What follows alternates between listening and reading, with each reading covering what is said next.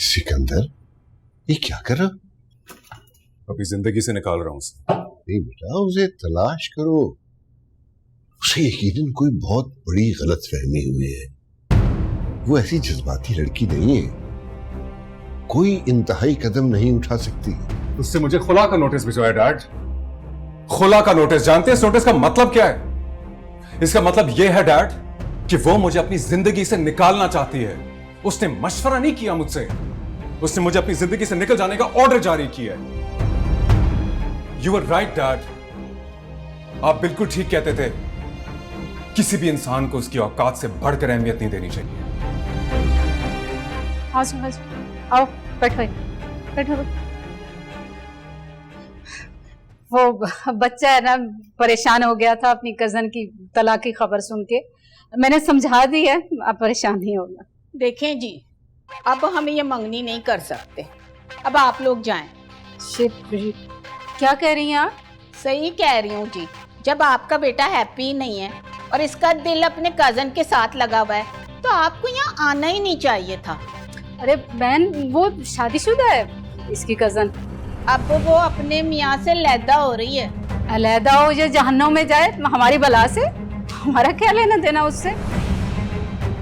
बेटा अंगूठी बनाओ। देखें जी, इससे आपका कोई ताल्लुक नहीं होगा, लेकिन आपके बेटे का ताल्लुक जरूर है।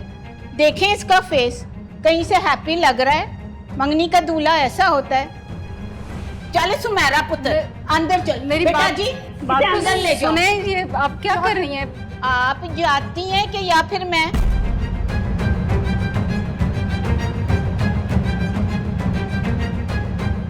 चले अम्मा।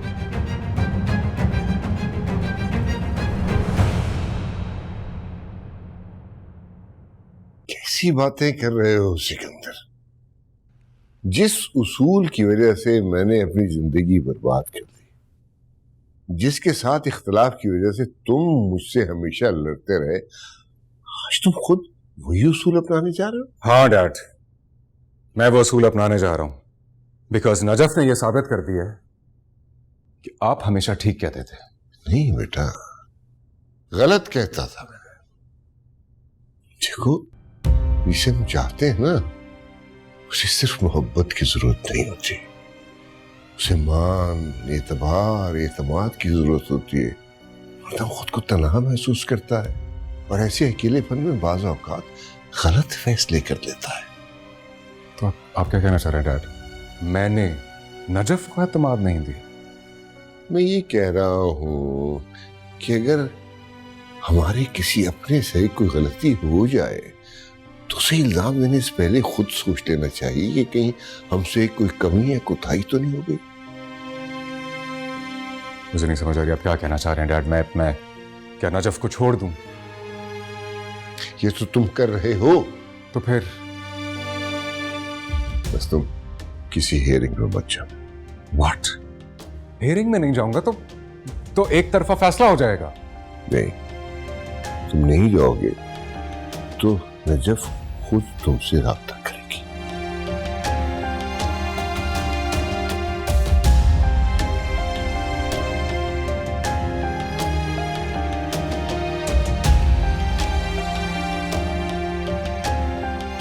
सिकंदर साहब के आज पेशी बिना आने से आपका काम आसान हो गया है, और मुझे तो लगता है कि वो अदालत में आपको फेस नहीं कर सकते।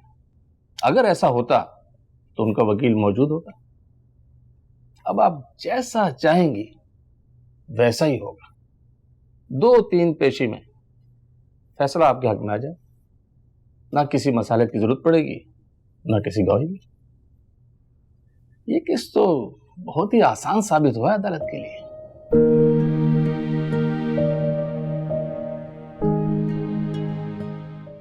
खुदाया किसी को दे वो न जुदाई, तुझसे बस दिल मांगा काटे है बेपरवाही। खुदाया किसी को दे वो न जुदाई, तुझसे बस दिल मांगा काटे है बेपरवाही। आपने मुझ पे तरस खाकर ये फैसला किया था ना? मैं तुम पर तरस क्यों खाऊंगा नजफ? तुमसे मोहब्बत करता हूं।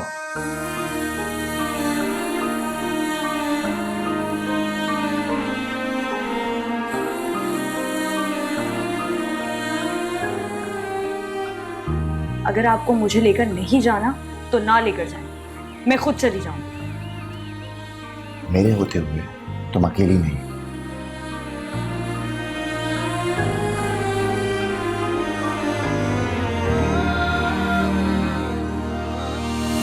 फासलों ने जोड़ा हमको, फासलों ने तोड़ा।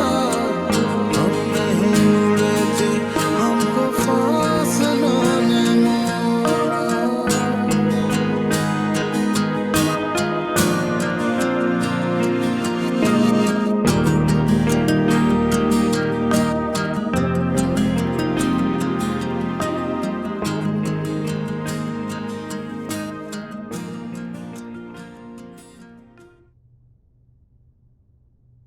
खाना लगाऊं?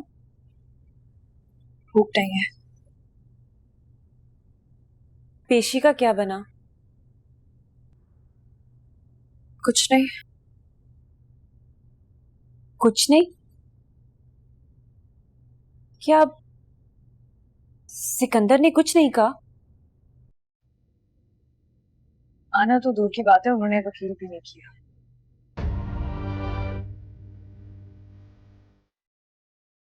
क्यों?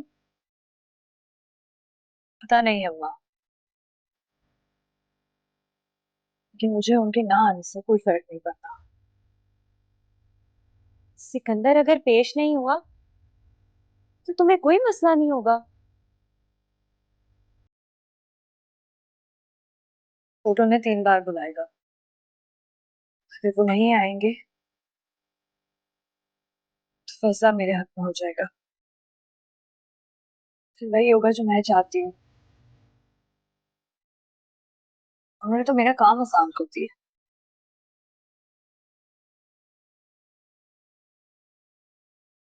फिर मैं हमेशा हमेशा के लिए सिकंदर की जिंदगी से चली जाऊंगी।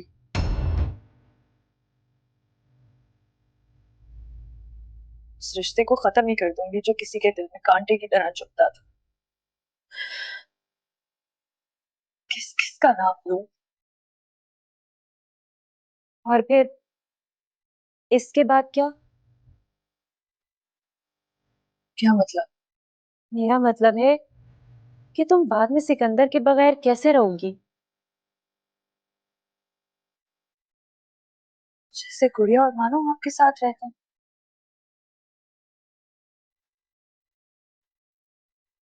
मैं भी तो आपकी बेटी हूँ ना।